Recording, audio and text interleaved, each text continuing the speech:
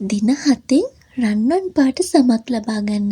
සමේ තියෙන අඳුර බව අඩු කරලා ලස්සනට සම ග්ලෝ කරගන්න මැජික් පැක් එකක් හදාගන්න තමයි අද මම කියා දෙන්නේ.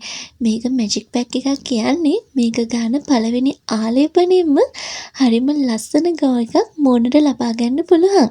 දවස් 7න් ආගේ මූණ හරිම ලස්සනට ස්වභාවිකවම යෙලෝ කලර් එකක් ගන්න පුළුවන් පැක් එකක් තමයි අද මම කියලා දෙන්නේ.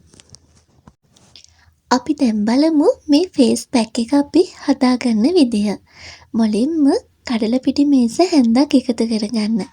දැන් මේකට සුදු හඳුන්කුඩු මේස හැඳි භාගයක් එකතු කරගන්න.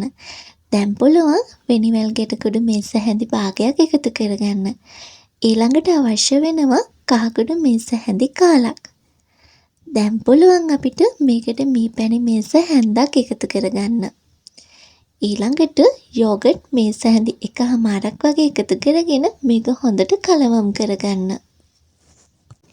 දැන් පුළුවන් මේ ෆේස් පැක් එක හොඳට සෝදලා පිරිසිදු කරගත්ත ඔයාගේ මූණේ ආලේප කරගෙන විනාඩි 20ක් ඉඳලා ඊට පස්සේ සෝදා ඉවත් කරන්න. ඉන්පසුව ඔයා භාවිතා කරන ටෝනර් එක භාවිතා කරලා ඩේ ක්‍රීම් එක ඇප්ලයි කරගන්න.